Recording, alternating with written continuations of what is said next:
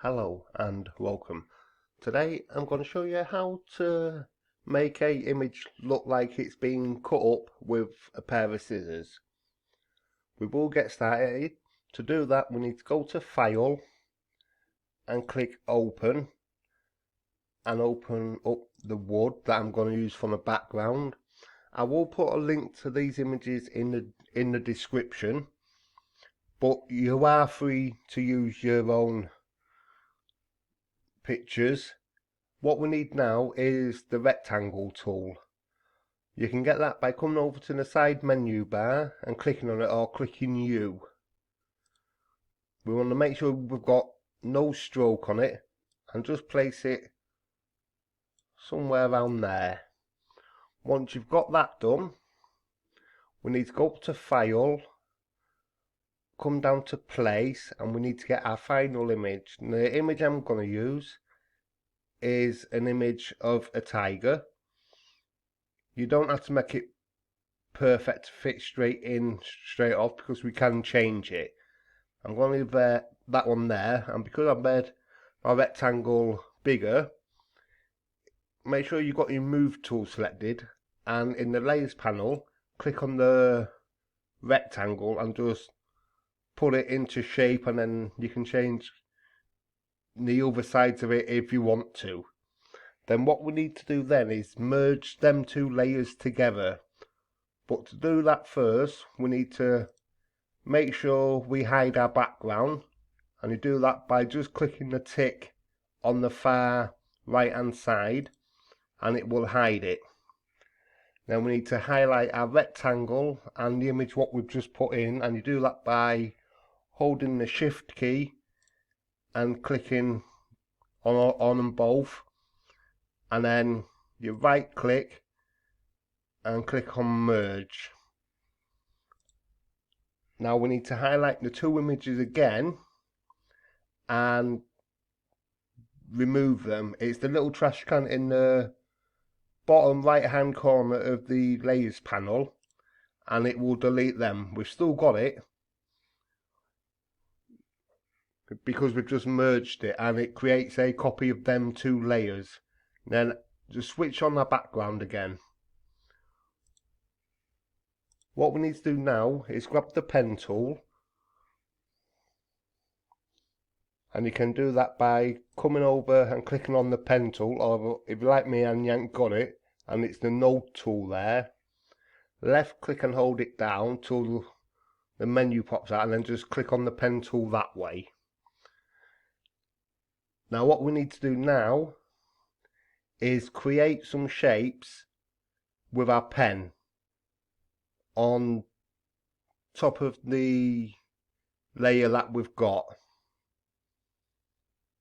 So I'm going to start here. This can be a bit tedious, but for this tutorial I'm only going to do 6. It's up to you how many you do. Make sure you've got no stroke on it, and the fill, I'm just going to fill it with that so we know where we are. And because you want to leave a little space between them, you need to make sure your snapping is turned off, because if not, when you come to put the pen next to the other shape, it will snap onto it. With this image though, if you've got kids and they like to do puzzles, you can put in images of your kids and then do what we're doing right now, and then at the end, if you mess them all up and then letting the kids put them back together, it just makes it a little different. Or if you like it a bit harder and there's not enough pieces here, you can do different size pieces. They don't have to be as many as what I'm doing. I've messed that up because I haven't filled them, so I don't know where the lines are. If you mess up like I just have, it's not a problem because we can change it at the end.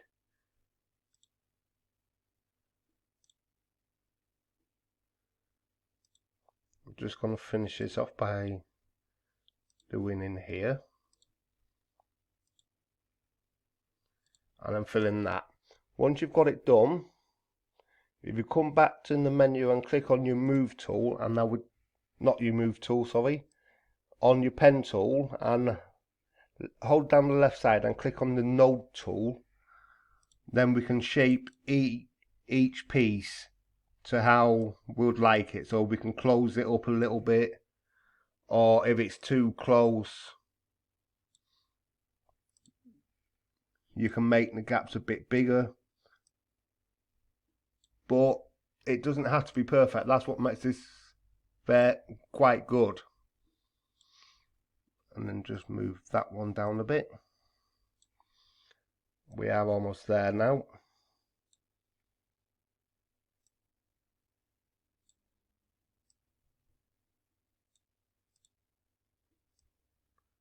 And just fetch that one in.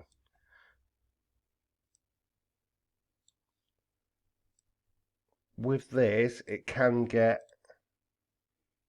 a little bit boring at times when if you've got lots of shapes and you have to replace them. Once you've got them in place, what you need to do is you need to count out how many pieces you've got. I've got 6, so you need to highlight the image that we first had, that we merged together, and we need to duplicate it as many times as what pieces that we've got. Because I've got 6, I need to duplicate it another 5 times because I've already got 1 piece. So if you just right click on it and then click on duplicate, and you've got to do that for every single piece you've got. So if you've done it, so if you've got 30 pieces, you're going to have to do it 30 times, unfortunately. Then what we want to do is then, on each piece for our shape, we need to clip it to that shape. And you get that by fetching it underneath, and when the highlighted bar comes up, make sure it only comes up to the edge of the curve that you've got. And then just drop it. And you do that for each shape that you've got until you've got them all done.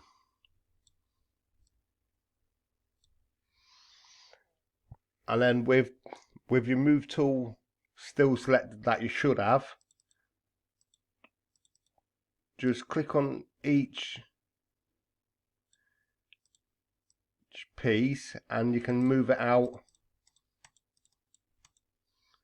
every bit, unless it's been a pain in the ass.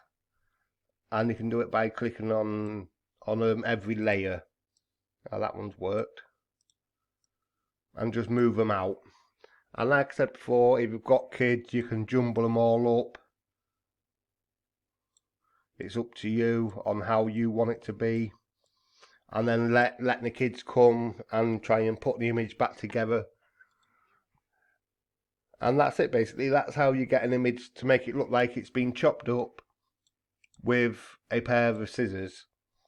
If this has helped, can you please give it a thumbs up? And if you're not subscribed, can you please subscribe? And I will see you next time. Thank you for watching.